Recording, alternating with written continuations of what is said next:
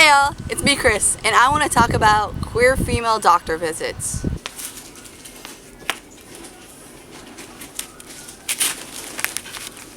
Doctor visits are an important part of life. Necessary, sometimes uncomfortable. I mean, when you walk in and you give the nurse your paper saying, no, I do not use birth control, and no, I am not pregnant, they look at you and going, wait, what? That's why I want to talk about it, because it's uncomfortable and it's a sucky situation, but we all have to go through it. And I think that with some advice and conversation, we can get through it together.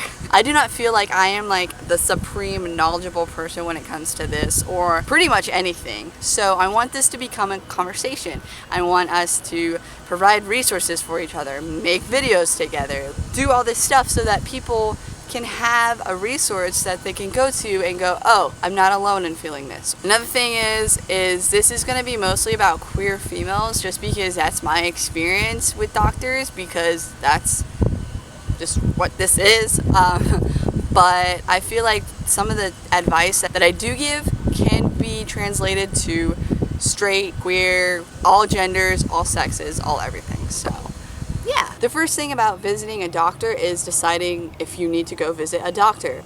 And there's many, obviously there's the annual checkup, but also there's many, some people say you should go every year. Some people said that you should go every 2 or 3 years. Some people say depending on how many partners you have or depending on how sexually active you have. And personally, I'm not going to tell you when to go or what is sexually active or what is too many partners. So I'm not going to tell you that. You have to have a conversation with yourself about that. But what I can say is make sure that your body is healthy, and make sure that if there is something that is abnormal or kinky or questionable, go to a doctor.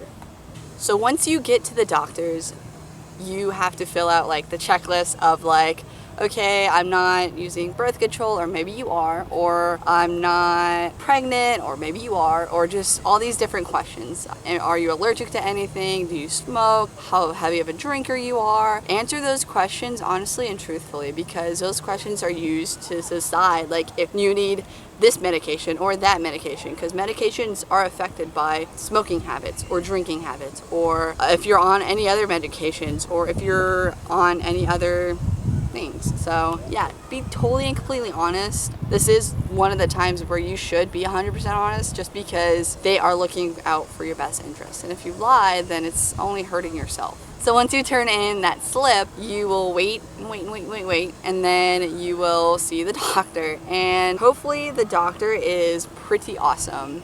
I think it's important to have a healthy relationship with your doctor.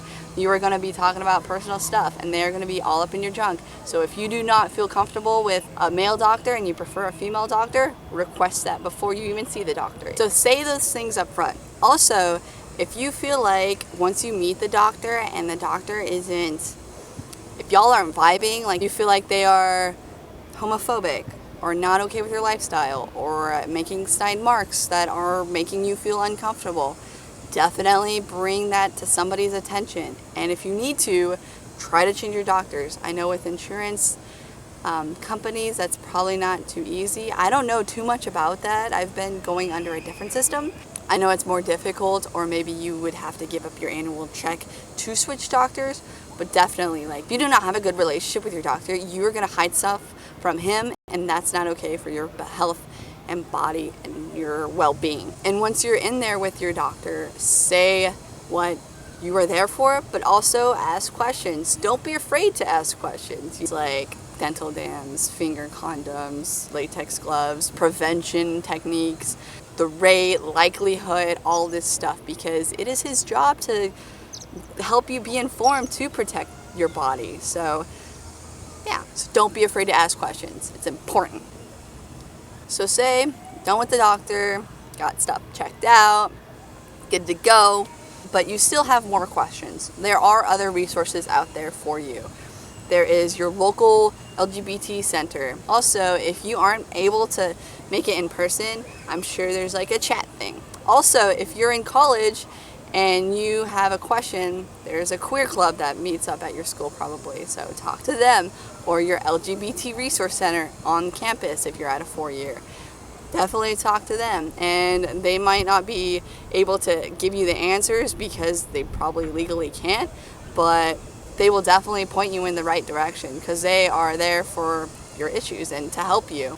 Also, use people, use connections. If you do not feel comfortable talking about that, then don't. But if you do, talk to your friends, talk to me, talk to anybody. Like, I will take any messages, and if I can't help you, I will find out a way to help you.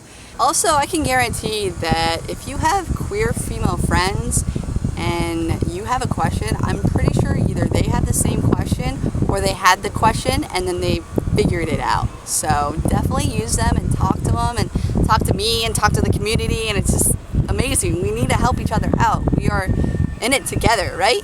Also, I'm going to touch a little bit about it, but I'm going to make a video about it sooner rather than later. And if something does happen in the doctor visits, you find out something, whether you have an STI or something, it's a part of life. It's not the greatest thing ever, but we definitely need to take away the stigma of STIs being the terrible, terrible thing it is.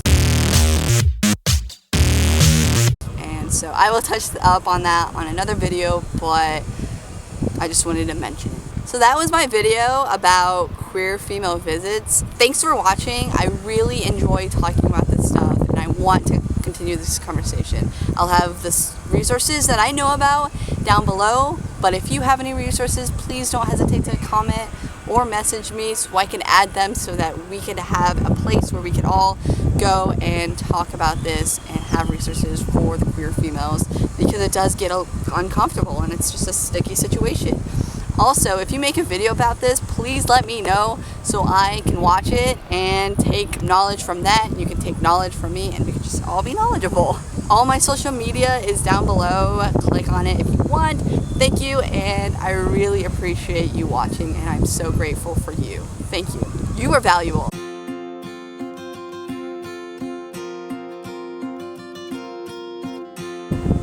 Am I filming this at a park? Yes. Made sure that there's no kids around, because that'd be weird and creepy, and it was weird and creepy walking around with a camera at a playground, but I'm okay with that. Bye!